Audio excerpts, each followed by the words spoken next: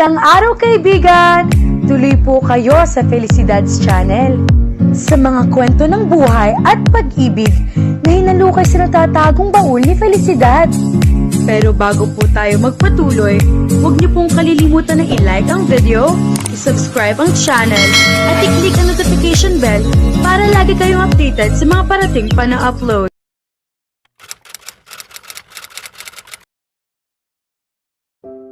Hindi ko talaga plano na mag-propose sa kanya sa party, pero si Tony ang nagmungkahi na gawin ko ito para paniwalaan ng mga tao at ng media na tunay ang pagmamahalan namin.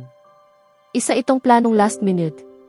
Ayaw ko sana, ngunit naimpluwensyahan ako ni Tony na ituloy ito para mas maging kapanipaniwala ang aming kwento. Ngayon, habang nakatingin ako sa kanya, iniisip ko na napakasamang ideya ito dahil mukhang malapit nang humina sila ila.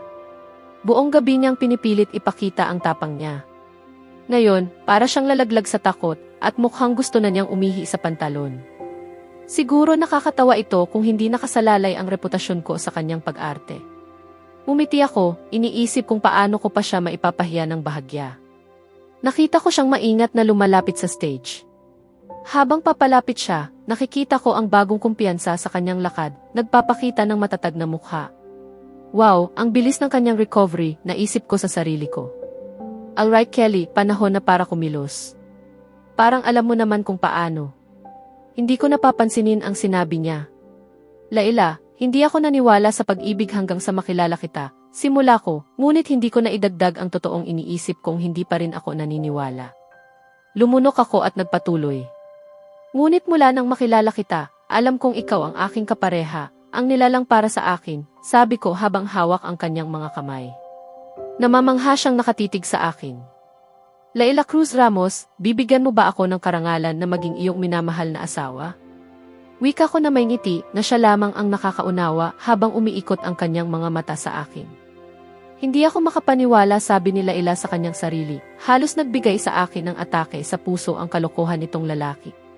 Hindi ito bahagi ng kasunduan at hindi namin ito napag-usapan. Umiikot ang mga mata ko sa kanyang cheesy na mga salita. Habang naririnig ko ang bulong-bulong ng mga tao sa paligid. Napakagandang magkasintahan nila. Ang swerte naman ng babaeng iyan. Siguradong magkakaroon sila ng mga cute na anak. Perpektong magkapareha. Hindi niya siya karapat-dapat. Napatingin ako at namutla nang makita ang parehong babae na nang insulto sa akin sa banyo kanina. Naisip ko sa sarili ko, ano kaya ang mangyayari sa batang ito kung sasabihin kong hindi? Habang may ngiti na dahan-dahang sumilay sa aking mukha. Tumingin ako kay Kelly at nakita ang tingin niya sa akin na parabang sinasabi, huwag mo akong pahiyahin at sabihing oo na lang. Napabuntong hininga ako. Ginagawa ko ito para kay Vivian, paalala ko sa sarili ko. Huminga ako ng malalim at pinilit kong ilagay ang isang peking ngiti sa aking mukha. Oras na para sa drama. Oo, mahal. Magpapakasal tayo. Sabi ko, halatang hingal at may peking luha. Pinilit kong ipakita na ito ang pinakamagandang araw ng aking buhay, at maniwala kayo, tila nabigla si Kelly sa aking pagganap. At dapat nga, amateur. Ha! Ikaw rin pala, narinig kong siya sabay bulyaw ko sa sarili. Tumahimik ka. Mula pagkabata, hilig ko na ang pag-arte at mahusay ako rito. Palagi akong pangunahing aktres sa mga dula ng aming paaralan. Umiti ako habang si Kelly ay nastun at may nakapikit na ngiti habang isinuot niya sa aking daliri ang magandang singsing na may diamante. Wow, naisip ko, ramdam ko ang bigat at halaga ng singsing. Bilang isang fashion designer, isa sa mga pribilehiyo ko ay ang makilala ang tunay na diamante mula sa peke. At ang singsing na ito, isang mamahaling bihirang diamante. Napansin ito ni Kelly at mumiti nang may bahagyang panunuya sa aking pagkastun. Kalokohang lalaki. Ang sorpresa na ito ay inihanda para sa aking engagement sa magandang dalagang ito. Nais kong magsaya kayong lahat, sabi niya na may peking ngiti habang hinipo ang singsing sa aking daliri. Lumapat ako sa kanya para sa mas magandang photo effect. Habang pumasok sa entablado ang mga magulang ni Kelly upang batiin kami, dumating ang waiter na may daladalang mga baso ng champagne. Kumuha kami ng baso at nag-toast para sa aming peking engagement, may mga peking ngiti sa mukha. Sarap talaga ng buhay ko, naisip ko.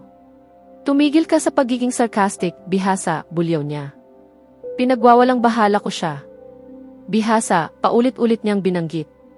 Hinawakan niya ang aking kamay habang bumabalik kami sa bar section, kung saan nakita ko si Tony na nakaupo sa tabi ni Tina, sinusubukan siyang akitin.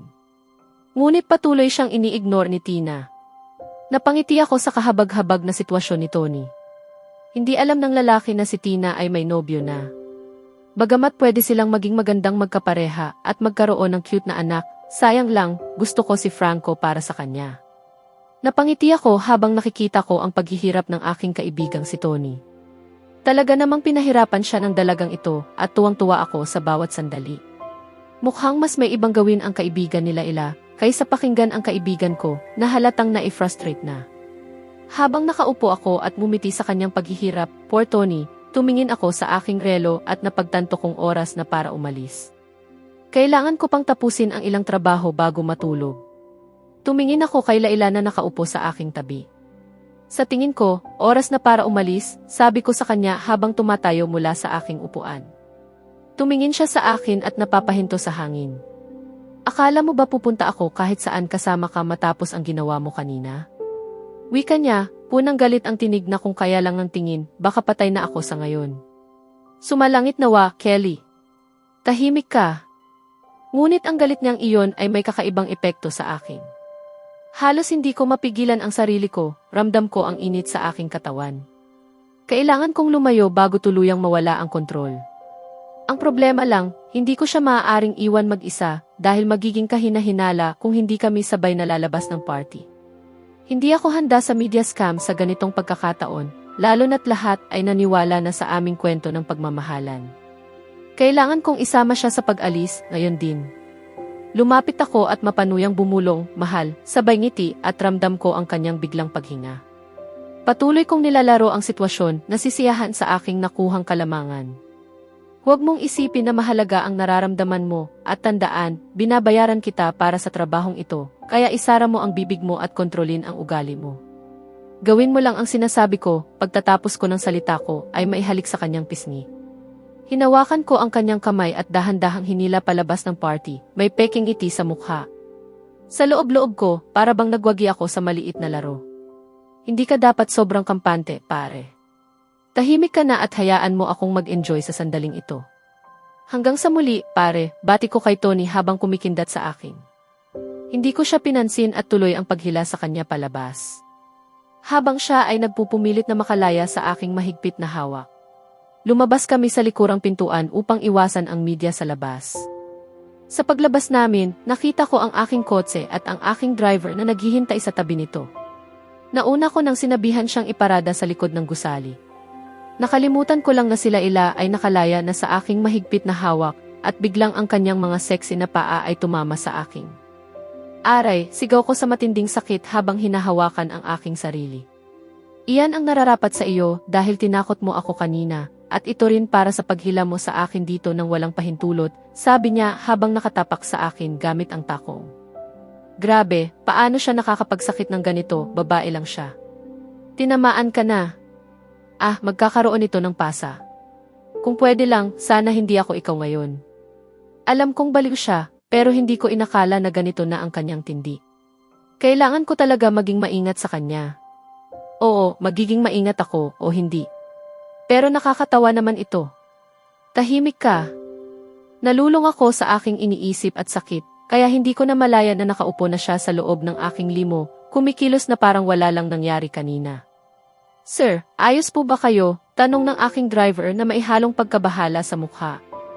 Nagkakabilisan akong tumango bilang sagot at dahan-dahang umupo sa kotse habang ramdam pa rin ang kirot. Tumingin ako sa salamin at halos hindi ako makapaniwala na ganito ang aking itsura, napakaganda.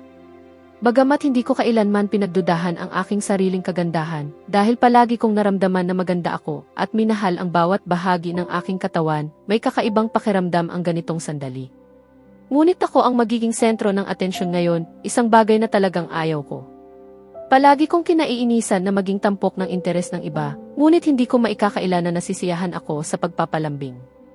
Pagkatapos ng lahat, ito ang aking engagement party, at balak kong sulitin ang bawat sandali nito, kahit papeke ang lahat. Hindi ko rin maipaniwala na 3 linggo na mula nang makilala ko ang mayabang na lalaki na walang pakialam sa damdamin ng iba kundi sa sarili lamang. Napakaraming nangyari mula noon at napakalaki ng pagbabago sa buhay ko na minsan ay natatakot ako kung kakayanin ko pa ba ang lahat. Ngayon ay ang nakakatakot na araw na lilipat ako sa bahay ng aking tinatawag na nobyo, isang taong hindi ko matiis na huminga sa parehong hangin sa kanya ng matagal. Ngayon, hindi ko alam kung paano ko malalampasan ang pamumuhay kasama siya sa loob ng 1 taon, at halina, 3 araw na lang ang nalalabi bago ang aming kasal. Isipin mo iyan. Bagamat si Kelly ay isang salbahe, ang kanyang mga magulang ay tunay na mga anghel, lalo na ang kanyang ina. Talagang nagustuhan ko ang kanyang samahan, nadiskubre kong napakabait niya. Naging kasiya siya ang ilang araw na aking ginugol kasama siya sa paghahanda para sa aking engagement at kasal. Inakala kong isa siya sa mga biyenang inaasam lamang ang mayayamang at marangyang manugang para sa kanyang anak, ngunit ako'y nagulat sa kabutihang ipinakita niya sa akin. Tinuruan pa niya akong tawagin siyang mama. Minsan, nagtatanong ako kung saan nanggaling si Kelly, sapagkat ang kanyang mga magulang ay mabait, samantalang siya ay kabaligtaran. Tumingin ako sa salamin muli at hindi ko maiwasang mahalin kung paano perpektong bumagay ang aking damit.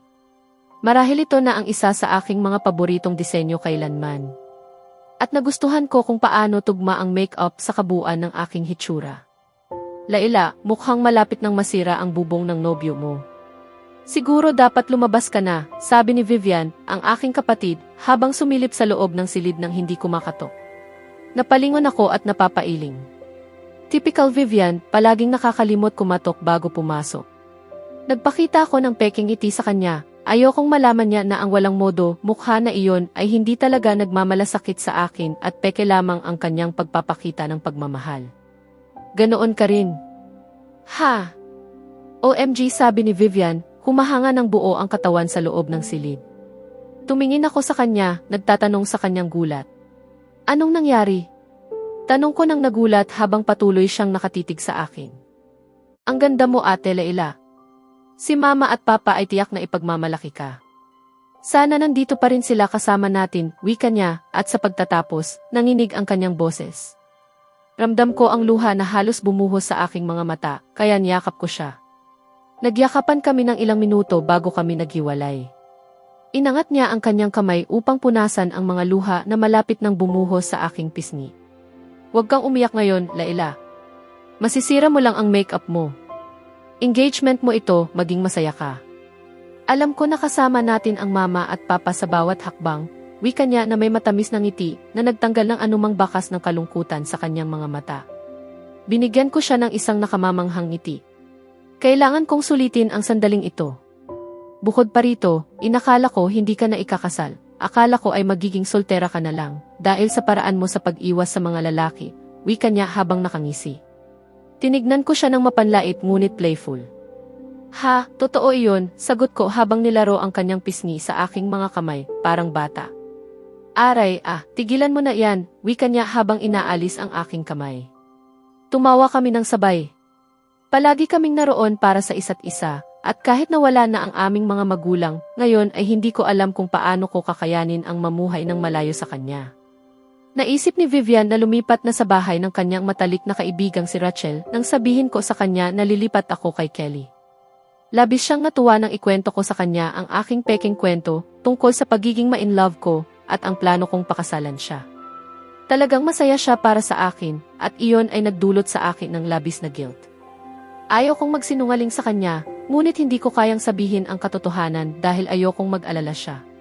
Mahal ko ang aking kapatid ng sobra at gagawin ko ang kahit ano para sa kanya, kahit pa ang kasal sa isang mayabang na lalaki. Grabe, Ate Laila. Talagang ikaw ang gagawa ng aking wedding dress, kasi sobra kong nagustuhan ang suot mo na damit, sabi ni Vivian habang pinupuri ako, at ako'y umiikot ng may ngiti, pinapakita ang ganda ng aking obra. Biglang may kumatok sa pinto. Pumasok ka, sabi ko kay Vivian habang pumunta ako sa dressing table upang kunin ang aking pitaka. Wow, anak, ang ganda mo talaga, wika ng ina ni Kelly habang lumalapit at niyayakap ako. Salamat, Mama, sagot ko, at labis ang aking tuwa sa ideya na muli akong magkakaroon ng motherly figure sa buhay ko. Dapat na tayong bumaba ngayon, mukhang sabik nang makita ka ng nobyo mo, sabi niya na may kaakit-akit ng ngiti. Kasunod nito, naglakad kami palabas ng silid. Hindi ko maintindihan kung bakit laging matagal ang mga babae sa paghahanda sa pag-aayos sa sarili, sabi ni Kelly sa kanyang sarili. Naghihintay na ako kaila-ila na bumaba ng kalahating oras at nawalan na ako ng pasensya. Muli kong tiningnan ang aking relo at napangisi. Palaging nagbibigay ng labis na stress ang babaeng ito mula pa noong una akong makakita sa kanya. Napakabaliw at agresibo niya at ngayon ay lalapit pa siya sa akin sa loob ng parehong bahay. Naabala na ako sa kanyang presensya, sa isip ko na halos wala na akong ibang naiisip kundi ang mga mapanuksong bagay tungkol sa amin sa aking silid. Lalo pang nahihirapan akong kontrolin ang sarili ko sa paligid niya. Ngayon ay maninirahan pa siya sa parehong bahay. Hindi ko alam kung paano ko haharapin ang sitwasyong iyon nang hindi nahuhulog sa tukso. Nawala ang aking pag-iisip nang marinig ko ang pagtapik ng takong sa sahig. Tumingin ako pataas at nakita ko ang aking ina na bumababa kasama si Vivian, ang nakababatang kapatid nila Ila. Huminto ang aking hininga nang makita sila Ila, napakaganda niya. Ang kanyang damit ay sumasakto sa bawat kurba ng katawan niya, at ang make-up ay perpektong bumagay sa kanyang balat. Putik, bulong ko sa sarili nang maramdaman ang paggalaw ni Junior Kelly. Alam kong magiging mahaba at mahirap ang gabing ito. Sobrang naguguluhan ako. Sa susunod na kabanata, masasaksihan kung paano haharapin ni Laila at Kelly ang tensyon at atraksyong unti-unting lumalalim sa pagitan nila habang napipilitan silang mamuhay sa iisang bahay. Ngunit kasabay nito, magsisimulang mabunyag ang mga lihim at komplikasyong maaaring sumira sa kanilang pekeng kasal o mas lalo pa silang paglapitin. Kaya abangan natin,